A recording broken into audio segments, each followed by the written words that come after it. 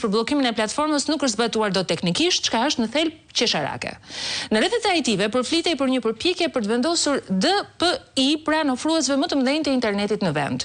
Por çfarë është në të vërtetë DPI, Deep Packet Inspection, çfarë rreziqesh paraqet për privatësinë e qytetarëve dhe a duhet të implementohet një teknologji kaq e ndjeshme pa një kuadër ligjor të qartë dhe të detajuar. Besmir, ti e ke detajuar në status, unë po drejtohem drejt për drejt. Pra, ti ke nxjerrë një informacion që e ke me të dëgjuar. Pra, që mund të bëhet dhe një përpjekje për të vendosur, edhe një herë ta lexoj, pra DPI, Deep Packet Inspection. Faleminderit. E dini juve çfarë është? Jo, nuk e di, po thash, mos e dini dhe juve. E di Besmiri edhe. Besmir, ti e ke me të dëgjuar. Me të dëgjuar në më shumë se një kanal dhe me të konfirmuar nga punojësit e kompanive të cilat kanë bërë implementimin e këtyre pajisjeve. Këto pajisje kanë hyrë në Shqipëri me 17 mars të vitit 2025. Nuk janë kompani të cilat kanë bërë kërkesë dhe të cilat i kanë blerë këto pajisje. Pajisjet janë vendosur pranë dy, po flasim për 6 rak, që se ta kuptojnë qytetarët janë si dollap, të cilat kanë ardhur në Shqipëri të vendosen të dy internet providerat më të mëdhenj në Shqipëri. Janë pranë këtyre, një prej këtyre është tek godina përballë spitalit numër 5, pra nëse kemi kundërshti nga institucione shtetërore, kolegët të shqetësuar, sepse në fund të ditës janë qytetarë, kanë dhe bërë fotografi të pajisjeve. Pajisjet vinë nga Izraeli, nuk janë të qarta kush ka paguar për këto pajisje. Pra në Shqipëri nuk kemi pasur më përpara.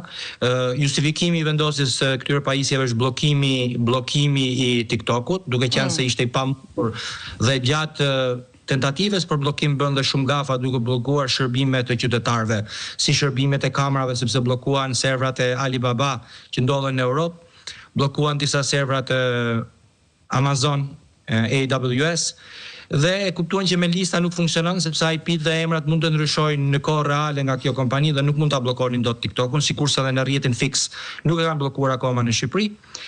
Kemi instalimin e këtyre pajisjeve. Janë të shumta shtetet që i përdorin, në përgjithësi i përdorin shtetet si Irani, Kina, Turqia tjerë. Të cilat, në fakt, Besmir doja të thoja një batut këtu, sepse teksa Bledi më tregonte sot statusin tënd, cilin nuk e kisha lexuar, them drejtën. Dhe pyetja e parë që i bëra isha Bledi thashun, po cilat vende të tjera e kanë? Edhe Bledi me një qetësi të humorit vet që e ka zakonisht, gjithë vendet demokratike, tha e kanë, duke filluar nga Irani, dhe jo, kryesisht vend demokratike thash si Turqia. Si Turqia, kryesisht vende. Pra, të jemi të qartë, bëhet fjalë për vende të cilat kërkojnë censurimin dhe kontrollin me çdo kusht të diskurit publik. Kemi vendosje të tilla të këtyre pajisjeve dhe në vendet e Bashkimit Evropian patjetër, të cilat janë në rregulla strikte të GDPR-it. Pra, kemi një legjislacion të detajuar për përdorimin e këtyre pajisjeve, duke nisur që kush do ketë akses, si sa kohë do ruhen loget, dhe jashtëzakonisht shumë i detajuar, duke qenë se kjo mund të bëjë një krehje që ta kuptojnë më thjesht qytetarët ku ndryshon kjo pajisje nga mënyra monitorimit aktual. Nëse mund të monitorohet aktualisht një përdorues, është sikurse posta që mund të lexojë dërguesin dhe marrësin në një zarf, por me Deep Inspection tani më mund të hapin zarfin dhe mund të shikojnë çfarë ka brenda zarfit. Pra mund të lexojnë paketat, informacionin që ju dërgoni, sidomos informacionin e pa inkriptuar. Për sa i përket informacionit të inkriptuar, këto pajisje në mënyrë by default të drejt për drejt nuk e ofrojnë, por ka mënyra të tërësorta që e ofrojnë. Po të marrim një shembull konkret të përdorimit të tij. Po të marrim rastin e Turqisë. Në Turqi aktualisht ka protesta. Me anë të këtyre aplikacionave është bërë ngadalësimi i internetit, pra mund të ngadalësosh internetin për qytetarët, në mënyrë që mos të hapin faqet dhe të lodhen duke naviguar. Mund të bllokosh VPN-et nga më të ndryshmet, sikurse ato të lishëm, pa lishëm, për të cilat i paguan ose nuk paguan.